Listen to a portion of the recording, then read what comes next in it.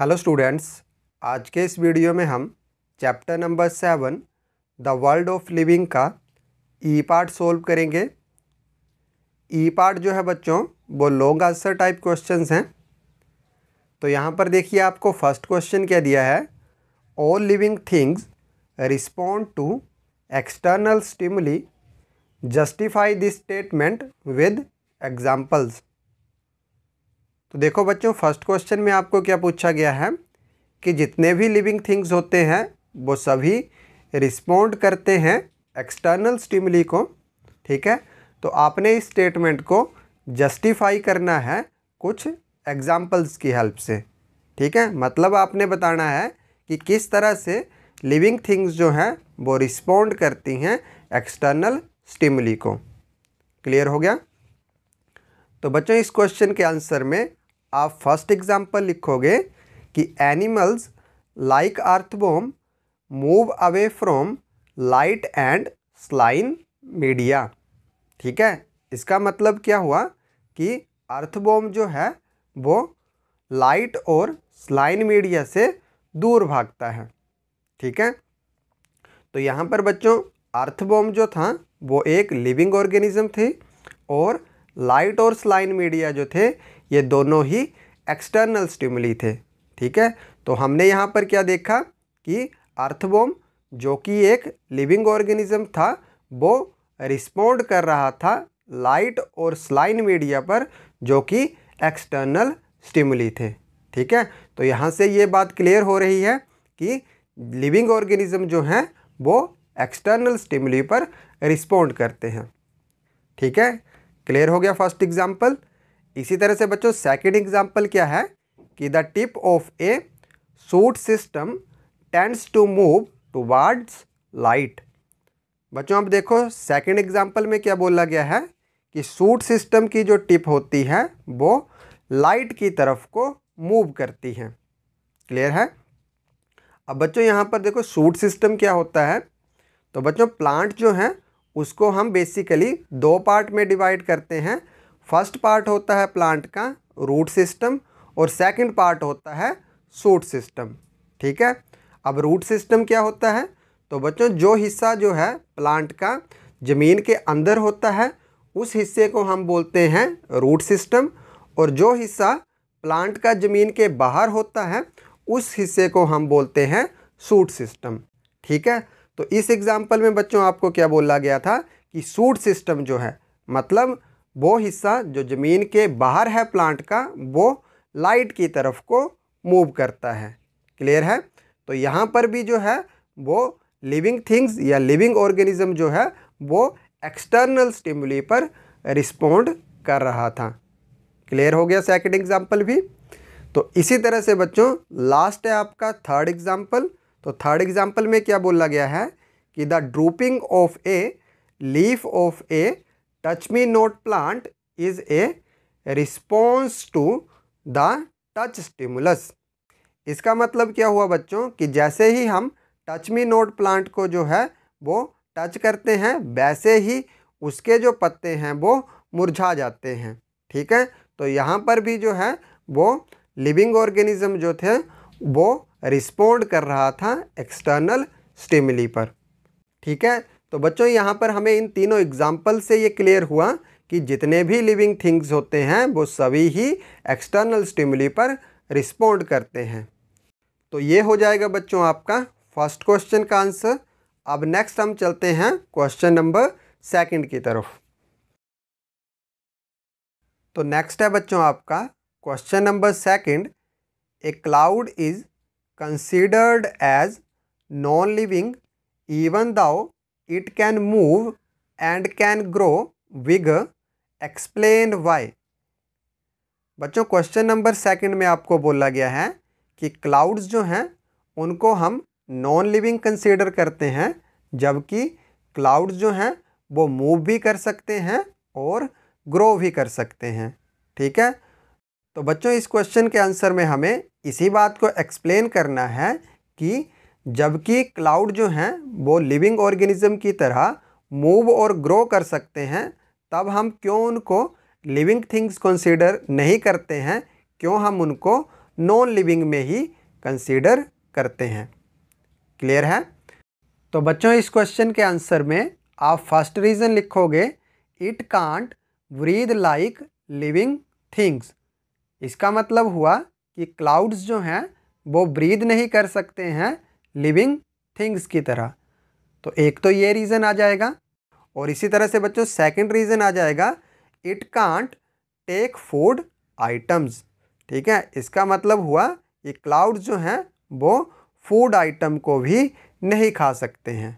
ठीक है, और बच्चों इसी तरह से थर्ड रीज़न आ जाएगा it is not made up of cells.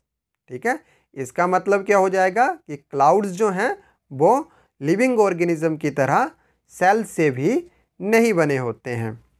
ठीक है, और इसी तरह से लास्ट आपका रीज़न आ जाएगा fourth, a cloud can not respond to different stimuli.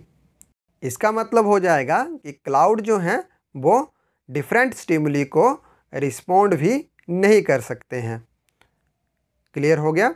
तो बच्चों ये जो चार रीज़न थे ये चारों के चारों हमें ये बताते थे कि क्यों हम क्लाउड्स को जो हैं वो नॉन लिविंग कंसीडर करते हैं। तो ये हो जाएगा बच्चों आपका सेकंड क्वेश्चन का आंसर। अब नेक्स्ट हम चलते हैं क्वेश्चन नंबर थर्ड की तरफ।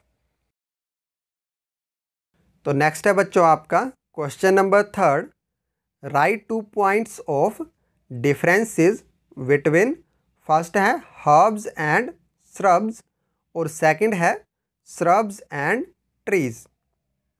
बच्चों क्वेश्चन नंबर थर्ड में आपको दो पार्ट में क्वेश्चन पूछा है। फर्स्ट पार्ट में आपने हर्ब्स एंड श्रब्स के बीच में डिफरेंसेस बताने हैं और सेकंड पार्ट में आपने श्रब्स और ट्रीज़ के बीच में डिफरेंसेस बताने हैं। क्लियर है? तो सबसे पहले हम बच्चों फर्स्ट पार्ट को सोल्व करेंगे जिसमें आपने हर्ब्स और श्रब्स के बीच में डिफरेंसेस बताने थे। ठीक है, तो बच्चों यहाँ पर सबसे पहले हम बात कर लेते हैं हर्ब्स की। ये हर्ब्स क्या होते हैं? तो इसका फर्स्ट पॉइंट क्या आ जाएगा बच्चों कि herbs are very small plants. ठीक है, मतलब हर्ब्स जो हैं वो बहुत ही छोटे प्लांट्स जो हैं वो होते हैं। क्लियर है? इसी तरह से बच्चों इसका सेकंड पॉइंट आ जाएगा they have soft and green stems. इसका मतलब क्या हो जाएगा कि हर्ब्स की सॉफ्ट और ग्रीन स्टेम्स होती हैं। और इसी तरह से बच्चों इसके एग्जाम्पल आ जाएंगे मिंट लीव्स एंड कैरेट। ठीक है, मिंट लीव्स और कैरेट जो हैं ये दोनों ही हर्ब्स के एग्जाम्पल हैं। इसी तरह से बच्चों हम नेक्स्ट बात कर लेते हैं श्रब्स की। तो श्रब्स क्या होते हैं? इसका फर्स्ट पॉइंट आएगा shrubs are medium sized plant. ठीक है, इसका मतलब क्या होगा कि श्रब्स जो हैं वो मीडियम साइज प्लांट होते हैं। क्लियर है? इसी तरह से बच्चों इसका सेकंड पॉइंट आ जाएगा they are bushy in appearance and have a hard body stem. ठीक है, इसका मतलब क्या हो जाएगा कि श्रब्स जो हैं वो बुशी होते हैं अपीयरेंस में, मतलब दिखने में जो हैं वो बुशीज की तरह लगते हैं, झाड़ियों की तरह लगते हैं और इनकी हार्ड और बॉडी स्टेम होती है। क्लियर हो गया? इसी तरह से बच्चों इसके एग्जाम्पल आ जाएंगे रोज़ एंड कॉटन प्लांट्स। ठीक है, रोज़ और कॉटन के जो प्लांट होते हैं बच्चों वो दोनों ही श्रब्स के एग्जाम्पल होते हैं। क्लियर हो गया? तो बच्चों ये हो जाएगा आपका क्वेश्चन नंबर थर्ड के फर्स्ट पार्ट का आंसर। अब नेक्स्ट हम चलते हैं क्वेश्चन नंबर थर्ड के ही सेकंड पार्ट की तरफ। तो नेक्स्ट है बच्चों आपका क्वेश्चन नंबर थर्ड का ही सेकंड पार्ट जिसमें आपने श्रब्स और ट्रीज़ के बीच में डिफरेंसेस बताने थे। ठीक है, तो बच्चों श्रब्स के बीच में जो डिफरेंसेस थे वो मैंने आपको प्रीवियस वाले पार्ट में ही एक्सप्लेन कर दिए थे। तो वही वाले सारे पॉइंट जो हैं वो यहाँ पर भी हमने लिखने हैं। ठीक है, तो आई होप इसको एक्सप्लेन करने की फिर से ज़रूरत नहीं है। ठीक है, तो अब हम यहाँ पर बात करते हैं ट्रीज़ की। ठीक है, तो ट्रीज़ का फर्स्ट पॉइंट क्या आएगा कि trees are tall and large plants. ठीक है, मतलब ट्रीज़ जो हैं वो टॉल और लार्ज प्लांट होते हैं। क्लियर है? इसी तरह से बच्चों इसका सेकंड पॉइंट क्या आ जाएगा, they have strong and body stem. ठीक है, मतलब ट्रीज की जो है वो स्ट्रॉन्ग और बॉडी स्टेम होती है। क्लियर हो गया। और इसी तरह से बच्चों इसके एग्जाम्पल्स क्या आ जाएंगे, नीम, पीपल एंड मैंगो। ठीक है, नीम, पीपल और मैंगो जो है बच्चों ये तीनों ही ट्रीज के एग्जाम्पल हैं। ठीक है, तो बच्चों ये हो जाएगा आपका क्वेश्चन नंबर 3 का कंप्लीट सॉल्यूशन। अब नेक्स्ट हम चलते हैं क्वेश्चन नंबर 4 की तरफ। तो नेक्स्ट है बच्चों आपका question number 4, state the differences between biennial and perennial plants. बच्चों क्वेश्चन नंबर 4 में आपने बाइनियल और पेरिनियल प्लांट्स के बीच में डिफरेंस बताना है। क्लियर है। तो बच्चों इस क्वेश्चन के आंसर में सबसे पहले हम बात करेंगे बाइनियल प्लांट्स की। ठीक है, तो बाइनियल प्लांट्स का बच्चों फर्स्ट पॉइंट क्या आ जाएगा, these plants live for 2 seasons. ठीक है, मतलब जो बाइनियल प्लांट्स होते हैं वो केवल 2 सीजन्स तक ही रहते हैं। क्लियर है। इसी तरह से बच्चों इसका सेकंड पॉइंट आ जाएगा, in the first year they have full vegetative growth and in the second year they wear flowers and fruits. ठीक है बच्चों, इसका मतलब क्या हो जाएगा कि बाइनियल प्लांट्स जो हैं वो फर्स्ट ईयर में उनकी केवल वेजिटेटिव ग्रोथ होती है और सेकंड ईयर में जो है इन प्लांट्स में फ्लावर्स और फ्रूट्स आते हैं। ठीक है, और बच्चों बाइनियल प्लांट्स के एग्जाम्पल क्या आ जाएंगे, कैरेट एंड टर्निप। ठीक है, कैरेट और टर्निप जो हैं ये दोनों ही बाइनियल प्लांट्स के एग्जाम्पल हैं। क्लियर है। इसी तरह से बच्चों नेक्स्ट हम बात करते हैं पेरिनियल प्लांट की। तो पेरिनियल प्लांट क्या होते हैं, इसका फर्स्ट पॉइंट आ जाएगा, these plants live for many years. ठीक है, इसका मतलब क्या हो जाएगा कि पेरिनियल प्लांट्स जो हैं वो बड़े सारे ईयर्स तक जो हैं वो रहते हैं।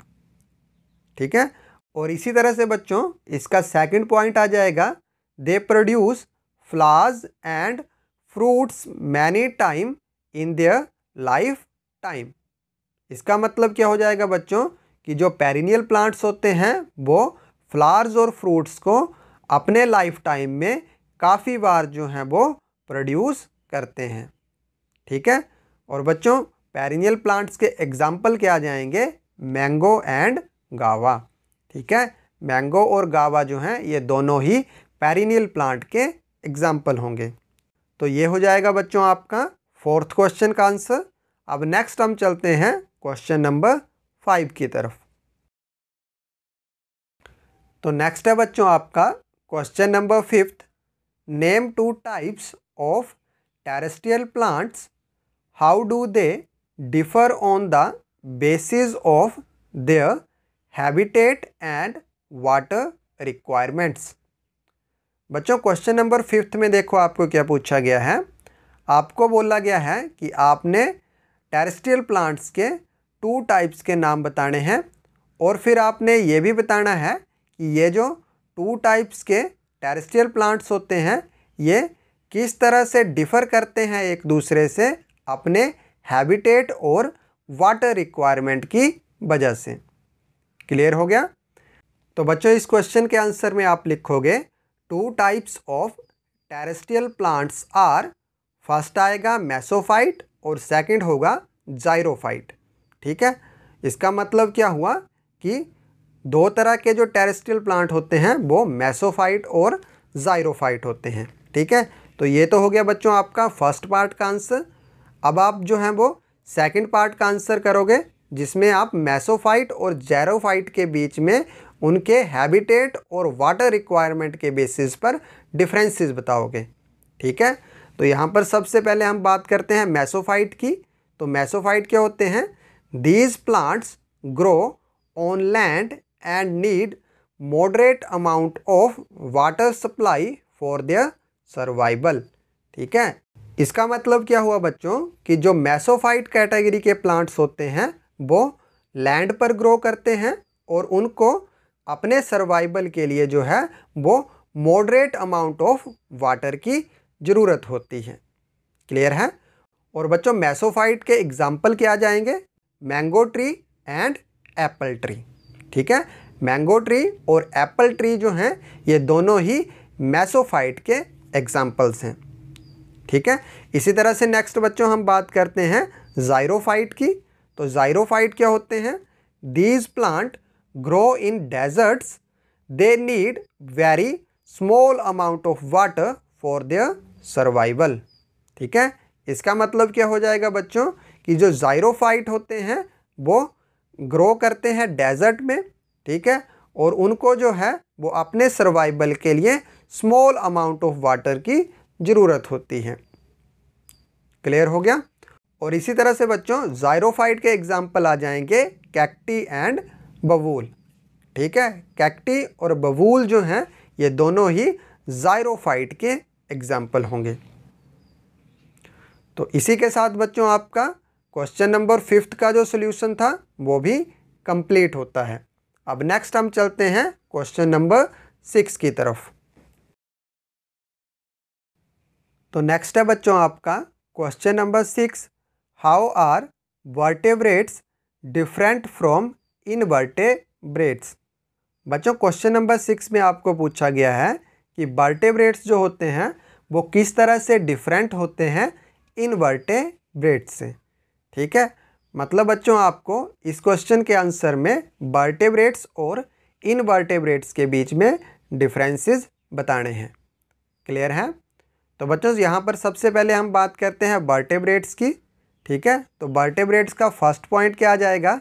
They have a backbone which is made up of several small ring like bones called vertebrae। ठीक है, इसका मतलब क्या हुआ कि वर्टेब्रेट्स टाइप के जो एनिमल्स होते हैं उनमें बैकबोन पाई जाती है और ये जो बैकबोन है वो बड़ी सारी स्मॉल रिंग लाइक बोन से बनी होती हैं, जिन बोन्स को हम बोलते हैं वर्टेब्रे। क्लियर हो गया। इसी तरह से बच्चों इसका सेकंड पॉइंट आ जाएगा, These animals are well developed and have a bony skeleton।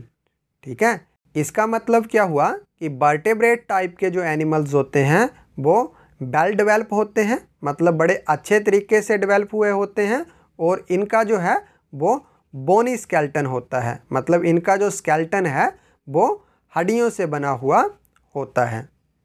ठीक है, और बच्चों वर्टेब्रेट्स के एग्जाम्पल क्या आ जाएंगे? तो इसके एग्जाम्पल होंगे human beings, fish and birds.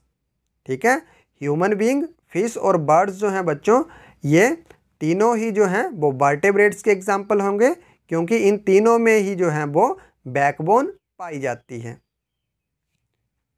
तो इसी तरह से बच्चों नेक्स्ट हम बात करते हैं इनवर्टेब्रेट्स की। तो इनवर्टेब्रेट्स का फर्स्ट पॉइंट क्या आ जाएगा?